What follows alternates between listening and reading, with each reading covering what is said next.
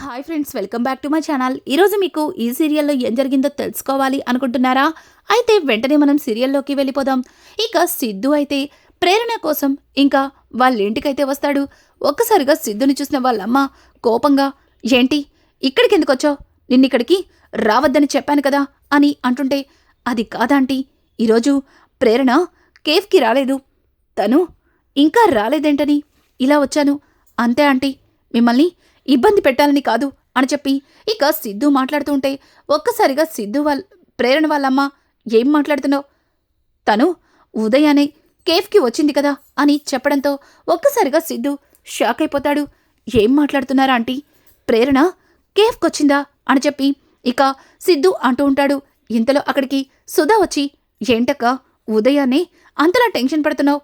పైగా సిద్ధు బాబేంటి చాలా కంగారు పడుతున్నాడు అని అడగడంతో ఇక ప్రేరణ వాళ్ళ తల్లి, చూడు సుధా, పొద్దున్నే ప్రేరణ కేఫ్కి వెళ్ళటానికి బయలుదేరింది, కానీ సిద్ధు బాబేమో ప్రేరణ రాలేదు అంటున్నాడు.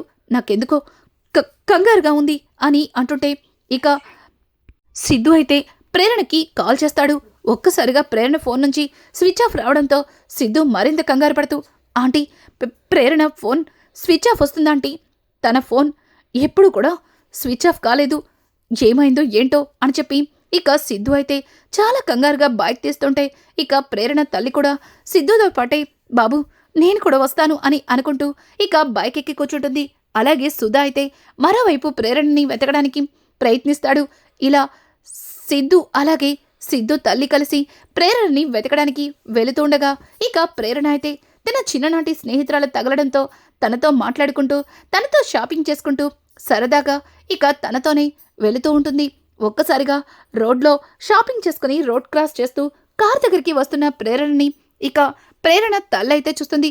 బాబు ప్రేరణ బాబు అని చూపించడంతో ఇక సిద్ధు అయితే చాలా కోపంగా రోడ్డుకు మధ్యలో బైక్ ఆపేసి ఇక పరుగున ప్రేరణ దగ్గరికి వెళ్తాడు. ఏయ్, నీకేమన్నా పిచ్చా? చెప్ప చేయకుండా ఇలా వెళ్ళిపోతే ఎంత కంగారు పడ్డానో తెలుసా? నీకేం జరిగిందని నేను అనుక్షణం ఎంత నరకం అనుభవించానో తెలుసా అని చెప్పి ఇక సిద్ధు అయితే ప్రేరణ మీద కోపంతో తన మీద చనువు కొద్దీ చెయ్యెత్తుతాడు. ఒక్కసారిగా అదంతా చూసిన ప్రేరణ తల్లి షాక్ అయిపోతుంది. ఇక ప్రేరణ కూడా సిద్ధు తన మీద చెయ్యెత్తడంతో ఆశ్చర్యంగా సిద్ధుని చూస్తుంది. చూడు, ఇంకొక్కసారి ఇట్లాంటి పని చేశావంటే ఊరుకునేది లేదు. నీకోసం పిచ్చివాళ్లాగా వెతుకుతున్నాను. నీకేమైందా? నువ్వెక్కడున్నావా అని నేను ఎంత టెన్షన్ పడ్డానో తెలుసా అని చెప్పి ఇక సిద్ధు అయితే ప్రేరణని చాలా చనువు కొద్దీ చడమడ తిడతాడు. తర్వాత వాళ్ళ ముగ్గురు కూడా ఇంటికైతే వస్తారు. ఇక ప్రేరణ అయితే సిద్ధు తన మీద చూపించే కేరింగ్కి తన నోటి నుంచి మాట రాదు. సిద్ధుని చూస్తూ లోపలికైతే వెళ్ళిపోతుంది. ఇక సిద్ధుతో ప్రేరణ తల్లి మాత్రం, బాబు నీతో కాస్త మాట్లాడాలి అని చెప్పి బయట పెరట్లోకి తీసుకొచ్చి, బాబు నేను నిన్ను ఒక విషయం అడగాలి అనుకుంటున్నాను, నువ్వేం అనుకోవు కదా అని అడగడంతో ఒక్కసారిగా సిద్ధు, అదేంటాంటీ అలా మాట్లాడుతున్నారు?